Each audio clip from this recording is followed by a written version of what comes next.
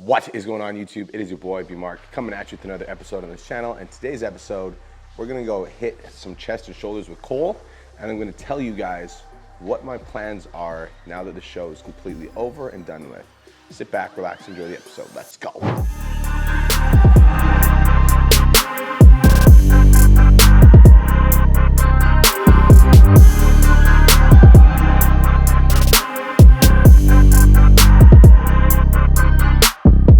So the feedback that I got from the judges is that I need to work more on my chest and arms. So I'm gonna be hitting chest and arms probably twice a week, but I also have a call with my potentially new coach today.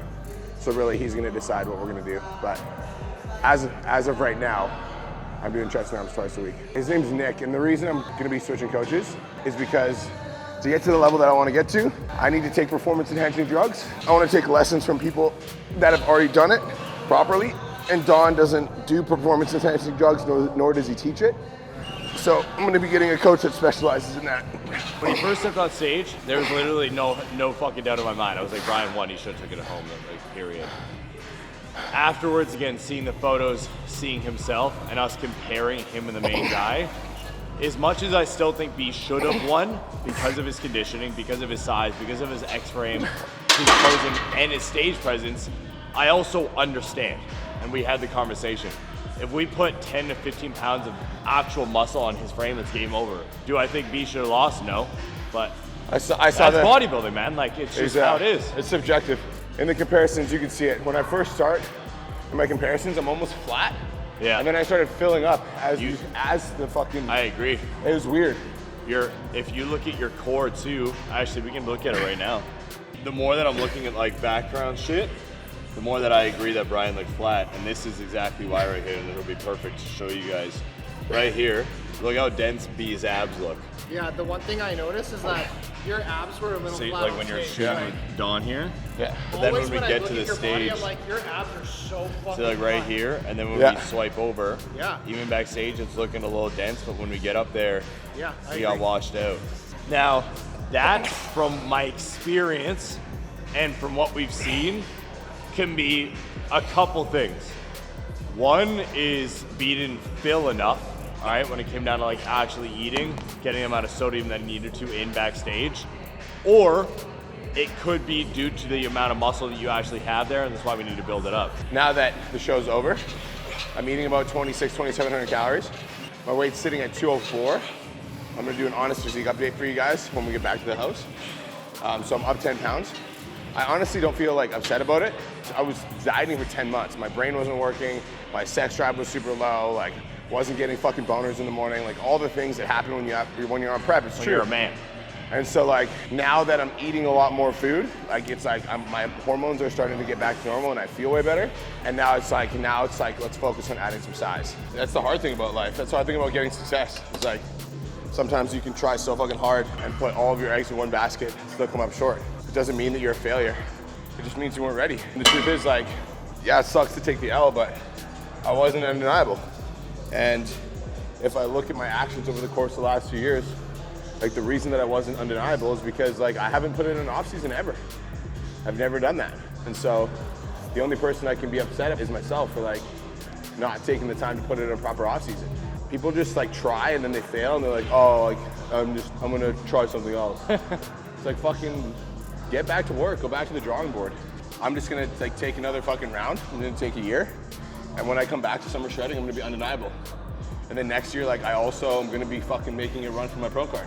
I've gotta put in a year of growth, but I have the stage presence, I have the poise, I have the fucking determination, I have the willpower, I have the work ethic, and now I just need to multiply that by time. And like the right coaching, like again, with a good coach in the off season, because every time an off season comes, I'm always like, oh, like I don't have time to go to the gym, or I don't have time to eat. No, that's not true. I don't have time to eat properly. Yeah. Going to the gym is easy. I'm pretty sure you go to the gym every time. When it comes to the nutrition side of things, that's where like, I'm like, oh, well, I can only have an energy drink because that's all I have time for today. and then I get fat and I'm like, I should do a show because I'm fat now. So that cycle just doesn't work anymore. It's time to change it up. So yeah, don't be a bitch, basically.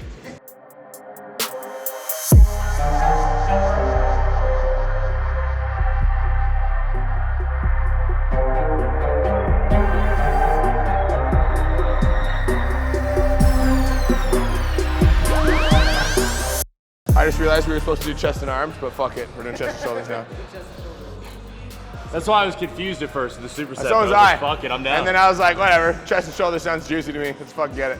As I was doing lateral raises, I was like, this feels so right, but it feels so wrong.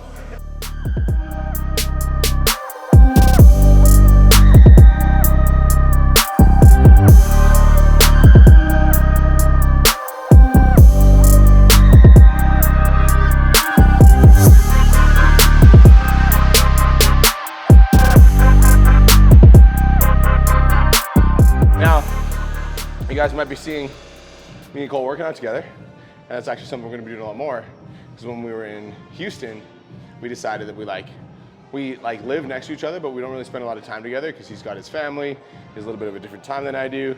I've got my fucking dinky that I need to play with all the time, so like we just have like different schedules. Hey, what'd you say? What? What'd you say? You're what that you play with all the time? So we decided that we were gonna sync up more. I'm gonna start doing morning workouts, you know? So when I grab it out, first thing I do is I roll my shoulders back. I try to keep my shoulder blades against the bench. And like I'm doing it based on feeling. So when I'm coming up, keeping my elbows like slightly bent, but I'm doing it based on how it's feeling in my chest. You have to feel your body. Like, so when I come like this, I can feel my chest squeeze. So I'm coming back and I'm keeping the tension on my chest. So you can, it's like you can see my chest squeeze together. So you have to feel in your body, like you're not just like fucking, like you have to like feel your chest contracting as you're coming in. It feels weird to have size on me again, but it feels good. I would love to maintain like this plus add some. I honestly need to be okay with adding fluff though. Like I need to be okay with that in the off season, because like in order for me to get to the size that I want to get to, I think the main thing that I want to keep focused on though is like, I want to make sure that I keep my core tight. So I'm training abs every fucking day, making sure that I keep that tightness in that core. So as an example for rear delt flies, I want to feel the contraction in my rear delts, not my traps. So when I'm doing my rear delt flies, putting my shoulders in position, I'm keeping my elbows super straight, and I want to imagine that there's a string on my elbows pulling them back together, and I'm trying my best to keep my traps from engaging. So I'm trying to only pull from my rear delts without struggling. Yeah, so I'm trying to drop my traps and just contract with my rear delts, which means that I lift a lot less weight.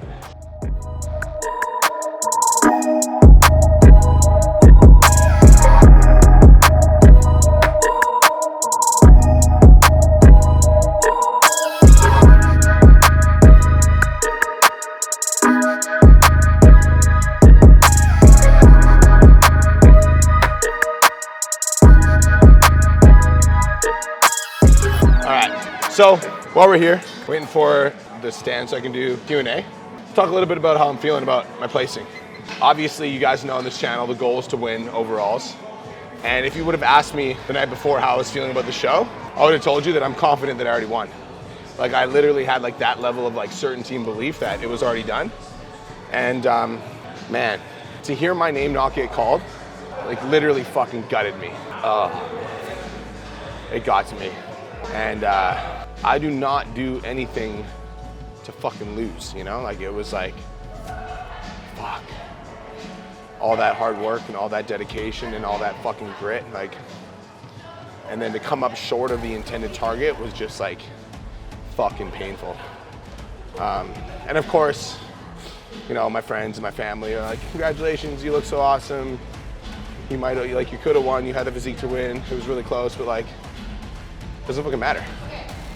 None of it matters. Because I didn't fucking win. And I fucking hate losing, dude. Like, I like absolutely fucking hate it. Like, second place is just the first loser, straight up. I'm just the first loser. There's one person that gets crowned the champion, everyone else gets forgotten. That's how fucking life is.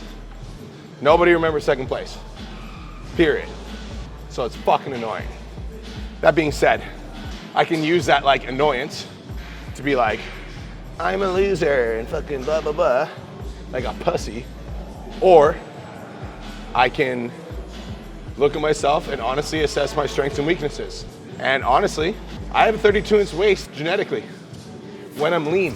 And if I want to look as good as the other guys on stage that have a 26-inch waist, then my shoulders and my chest need to be fucking massive. I'm able to present that X frame on stage, but it's not perfect, you know, and like, because I don't have that 26-inch waist, 27-inch waist, my posing needs to be fucking flawless. And it's pretty good. But if you look at somebody like Kobe Bryant versus Dwayne Wade, like there's Dwayne Wade who's like really good, and then there's Kobe Bryant who's a GOAT. And the difference is they both have the skill, but Kobe Bryant's work ethic. I was listening to a podcast this morning where Dwayne Wade was actually talking about Kobe Bryant's work ethic. And he was like, there was one year we were all in the Olympics, and it was me, LeBron, Dwayne Wade, like all the fucking, like the GOATs. And so we all got to Singapore, and we all agreed that we were gonna wake up early, we were gonna eat breakfast together, then we were gonna go to the gym. So we got in late at night. It was like midnight. And the first person up was 4 o'clock in the morning. They woke all the other players up. And when we went down to breakfast, Kobe Bryant was sitting there by himself alone. And Dwayne was like, what's up, Kobe? He's like, what's up? He's like, what are you up to? He's like, ah, man, I just finished up my second workout. I'm getting my breakfast and I'm gonna go in for my third. Like, there's like really good, and then there's like next level. And I'm a next level kind of guy. So, how am I feeling about my placing in summer shredding? I fucking hate losing. That's how I feel. Second place is the first loser. That's how I feel. Proud of all the work I put in. It was definitely the best package that I've ever brought to the stage. But it's not what I imagined. And I honestly, there's like part of me that's like, I think the universe gave that to me on purpose, because why the fuck am I doing cardio after my show? Because I got a point to prove now. Now I'm like, fuck all of you, watch. Right? Not like in a way that's like, fuck them, but it's like, I'm gonna show you that the vision that I see in my head is reality. And it's not a matter of if, it's a matter of when. So let the off-season series begin, motherfuckers. So, going live on my Instagram while I do cardio, because I may as well do 2 in 1, right? Answer questions and do your cardio. Makes time go by really fast too. How do you deal with self-doubt when you're just starting your career? That's a great question. I think that self-doubt is normal. And so you're gonna have self-doubt when you start your career, you're gonna have self-doubt as you're continuing your career, you're gonna have self-doubt throughout your career. It's like, I think that having self-doubt is normal, sitting in it is not. And so ask yourself like what you're thinking about when that self-doubt comes up. Because for me, like when I get self-doubt, I'm thinking about all the things that could go wrong. Like what if, you know, I make the post and nobody likes it? What if I get on the sales call and they don't buy? What if, you know, I reach out to 20 people and nobody responds? Okay, well first of all, let's take that all the way to the end. So what if I get on the sales call and they don't buy? Okay, then they say no, and then what? And then I don't get a new client, and then what? And then I feel rejected, and then what? And then nothing happens. Exactly. So like the thing that you have self-doubt about doesn't actually fucking matter, right? So like what if I make the post and nobody engages? Well then my post has no likes, and then what? And then I feel embarrassed, and then what? And then nothing. Exactly. So like it doesn't fucking matter, right? So like understanding that like the thing that you have self-doubt about, even if the worst case thing comes true, it doesn't fucking matter. It doesn't mean anything. You need to get sick and tired of not being the best. You need to get sick and tired of your financial situation. You need to be sick and tired of like not being your very fucking best. Like I'm disgusted when I don't show up as my best self. And so like, yeah, it's tempting to sleep in, not post on social media, cancel your whole day, fucking relax on the hard days, throw in the towel. It's tempting for sure, but that's just like the devil trying to whisper shit in your ear. So you have to ask yourself like, do you actually want to be fucking successful? So I'm gonna ask you, all of you right now, there's 30 of you watching, do you want to be successful? Yes or no? I love that. Makes cardio go by so fucking fast. Like just done and dusted. For like a minute. And I just give value, which is something that I really enjoy doing. Win-win. Win-win. Let's go do a physique update. All right guys, so doing a physique update right now.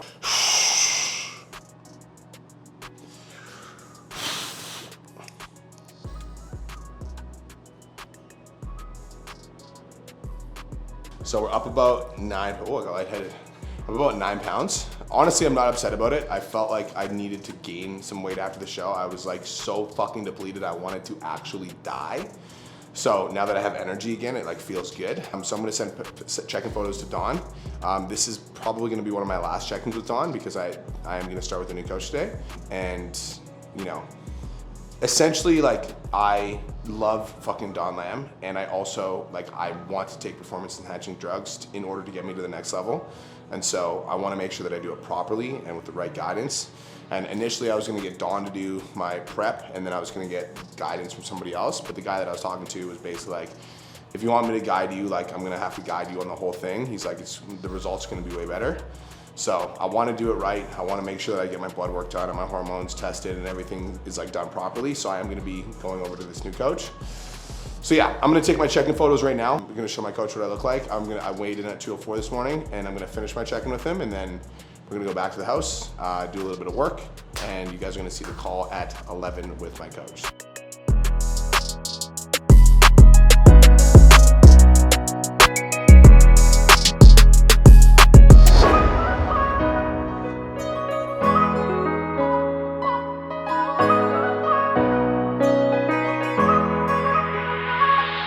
So, back at home, and I feel like something useful for this vlog would be for me to talk about some of the changes that I'm gonna be making to my life because of this prep.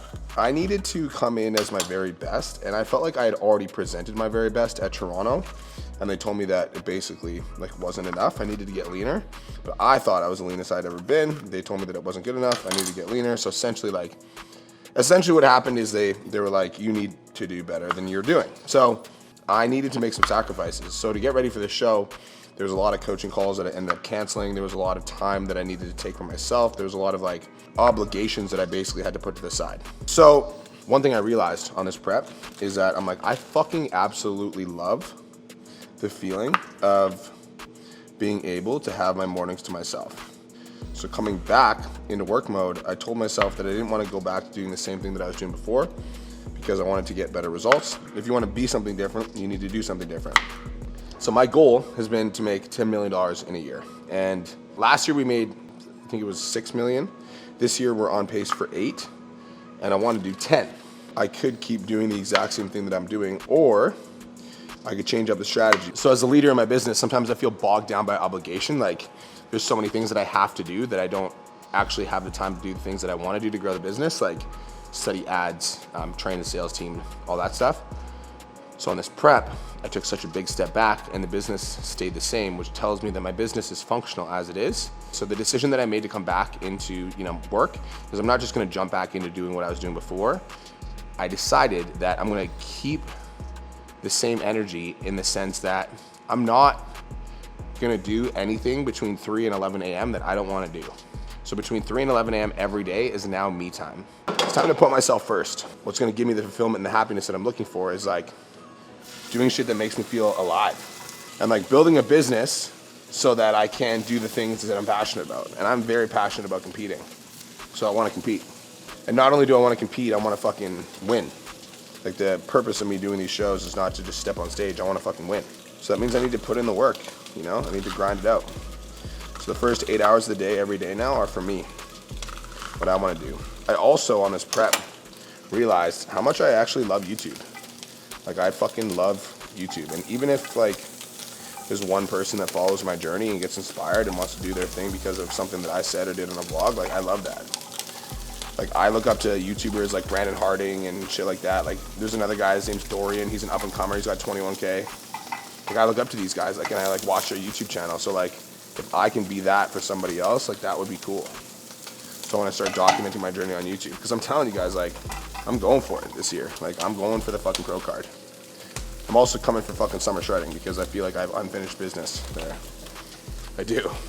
So the next call I've got is with my new coach. I don't know if he's down to be on camera because we're going to be talking about PEDs. So I'm just going to ask him as soon as we start the call. Off-season cycle. Never done one. This will be the first time that I go into the off-season and I'm doing a cycle. Like I've done performance-enhancing drugs to like get ready for shows, but I've never come off. Usually I just come off and I'm just like off. So this will be an interesting fucking call, and I'm very excited to go into it. What's up, my guy? How you doing, brother? I'm doing good. Before we get into this call, I'm vlogging. Do you care if you're on the vlog?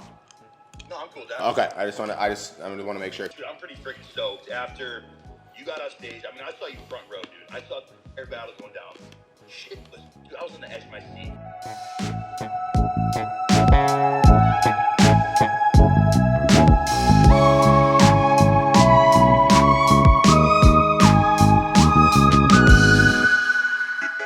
Before, you need more T4 so you can convert naturally more T4 to T3. So you don't have up in dose of T3. Got it. Dude, we're not gonna, supplement with T4 just for the fuck of it, just to stay lean. If everything's fine, your thyroid's not stressed, it's not down-regulated, you're not going into a hypothyroidism, then we're gonna be chilling. Cool. Going into PEDs a little bit more. Have you ever used growth hormone? I have. Let me see if I still have it. Give me a second. So much open. Oh yeah, so perfect. HGH. Yeah, I got. Yeah, I still got my fucking $2,000 worth. What's it look like? Let me see. All right. What's up? Fucking. It's following around everywhere. Oh yeah, okay, perfect. Good. Yeah. I've never actually taken it properly, and the first time I took it, I got a fucking infection, so I'm gonna need some guidance. That's one thing too in the off season that we can definitely leverage is growth hormone. One thing, you know how to do vacuums? I do not.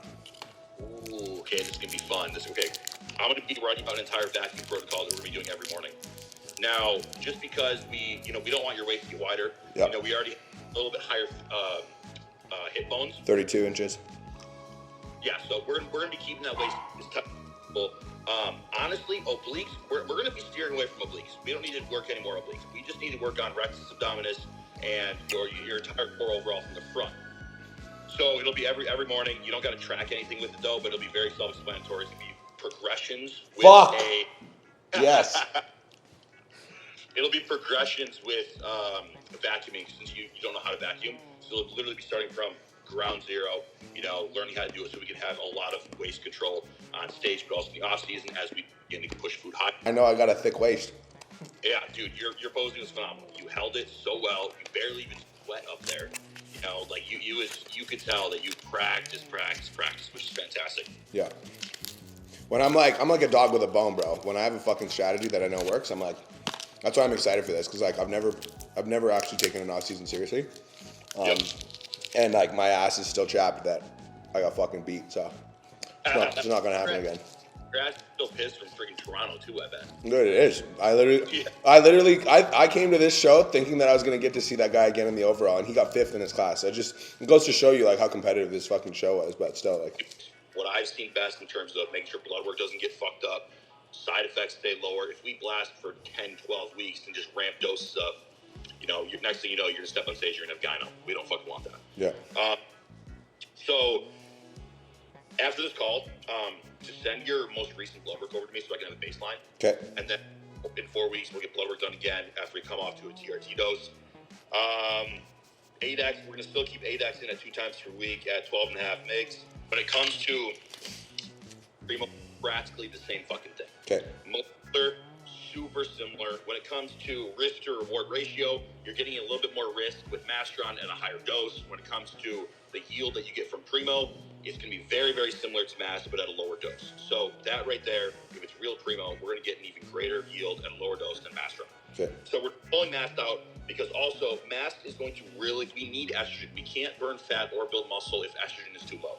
Okay, so we need estrogen. Since you're already on ADEX twice a week, we're going to be pulling that Mast out because Mast controls estrogen very well, but also that can work against us. Because we need that estrogen to become up a little bit higher. We need some aromatization from testosterone to E2. That has to happen.